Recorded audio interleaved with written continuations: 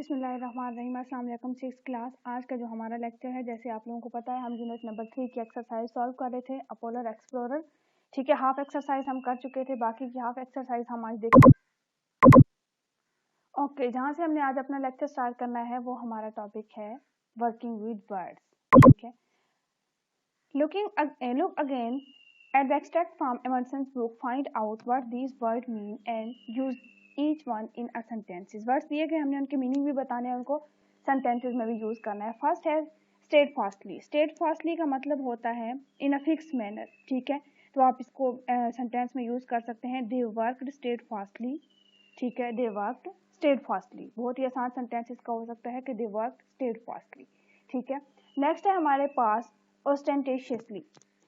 ठीक है, इसका मतलब होता है शोभनी। तो इसको हम सेंटेंस में यूज कर सकते हैं। She decorated her house. ठीक है, she decorated her house ostentatiously. She decorated her house ostentatiously. Okay, next हमारे पास पेसिफिक। पेसिफिक का मतलब होता है पीसफुल।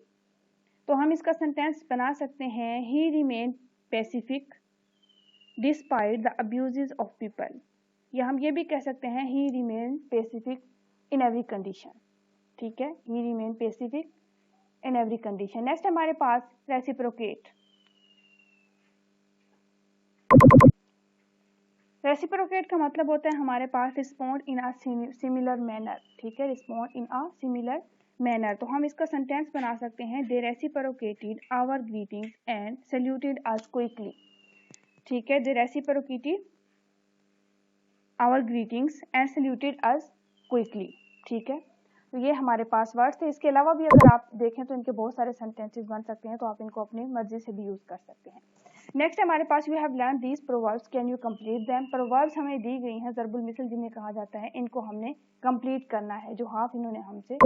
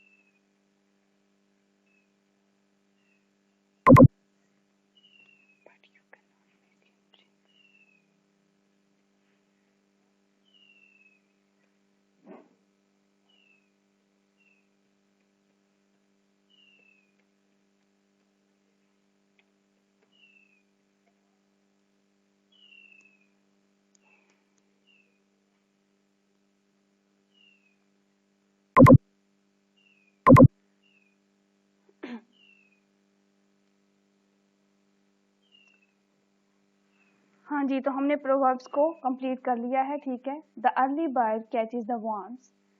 ठीक है, look before you leave, learn to walk before you can run. ठीक है, don't count your chickens before they are hatched, you may lead a horse to water but you can not make him drink.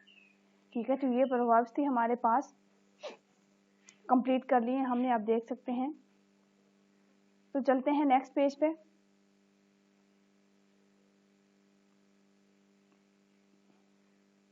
Next पे हमारे पास है learning about language. Parts of speech की बात होगी। Parts of speech से आप लोग वाकिफ होंगे। There are 8 parts of speech. ठीक है, यहाँ से देख लेते हैं। Each word in a sentence perform a function. We say that a word has a function according to what part of speech it is.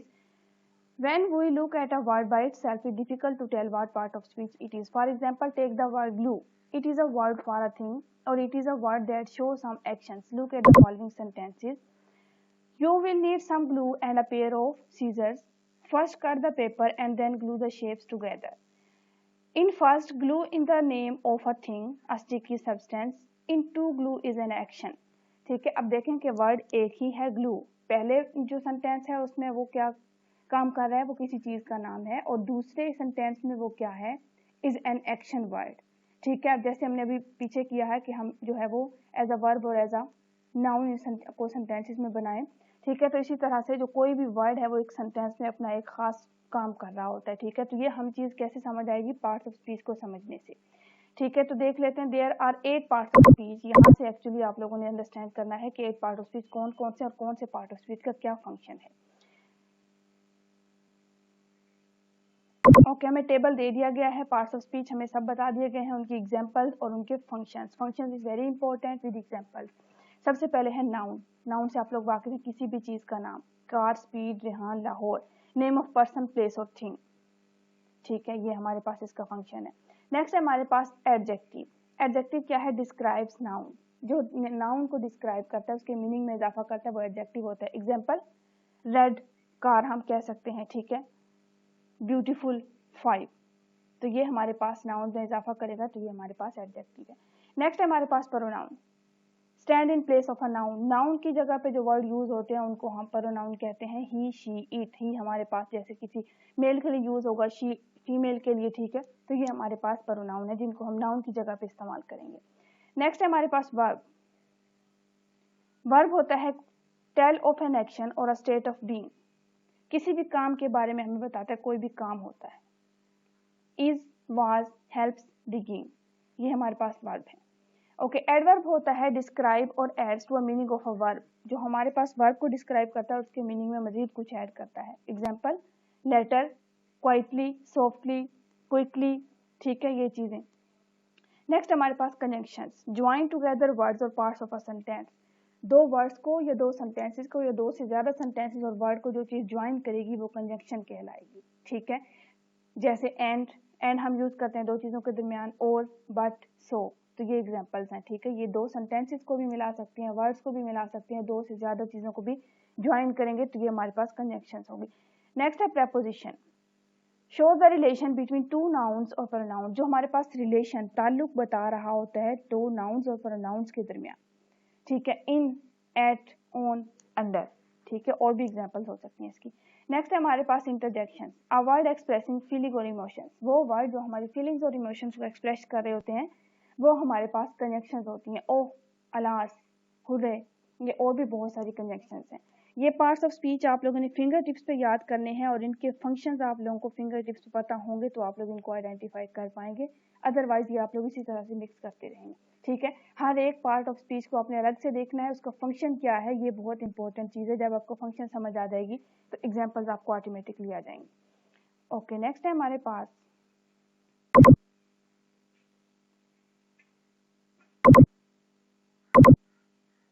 write the following underlined words in your notebook and give the function of each. Example, the ship sail across the wide ocean. Ship यहाँ पे noun है, in the name of a thing. ठीक है, and wide यहाँ पे adjective है। इसी तरह से हमें सेंटेंसेस दिए गए हैं जिनमें जो वर्ड अंडरलाइन है हमने उनका फंक्शन बताना है। ठीक है, आइदर वो नाउन है, एडजेक्टिव है, एडवर्ब है, क्या है। हमने 8 पार्ट्स ऑफ स्पीच के बारे में पढ़ा है। ठीक है, तो देख लेते हैं इस पार्ट को। ओके, आप देख सकते हैं कि हमने हर वर्ड को उसके फंक्शंस के साथ कंप्लीट कर दिया है। ठीक है, देखें, the yellow snake crawled out of a hole. Yellow यहाँ पे एडजेक्टिव होगा और क्राउल वर्ब होगा।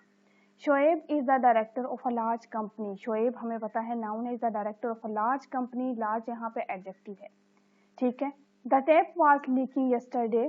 टैप नाउन है और यस्टरडे एडवर्ब होगा। She come to see me. Me यहाँ पे प्रोनाउन है, इन द मॉर्निंग। मॉर्निंग यहाँ पे नाउन है। The bird and the animals. And यहाँ पे कंजक्शंस है, दो वर्ड्स को मिला रहा है। Are fed well. Are fed यहाँ पे वर्ब होगा। Early one morning I saw a beautiful. Saw verb है। Peacock in the forest. In हमारे पास प्रेपोजिशन है। ठीक है, ओह आप लोगों को अच्छी तरह से पता है इंटरजेक्शंस है। Is that your new car. New यहाँ पे एडजेक्टिव है क्योंकि ये कार नाउन के साथ यूज हो रहा है तो ये यहाँ पे एडजेक्टिव है। ठीक है स्टूडेंट्स, ये हमने पार्ट कर लिया। इसके लिए आपको पार्ट्स ऑफ स्पीच को समझना बहुत जरूरी है। पार्ट्स ऑफ स्पीच आप लोग समझ लेंगे तो आप किसी भी पैराग्राफ को, किसी भी अंडरलाइन वर्ब को, किसी भी वर्ड को उनका फंक्शन बता सकते हैं। ठीक है, यहाँ पे हमारा 3rd चैप्टर की एक्सरसाइज खत्म होती है। अब इंशाल्लाह हम चैप्टर नंबर 4 स्टार्ट करेंगे।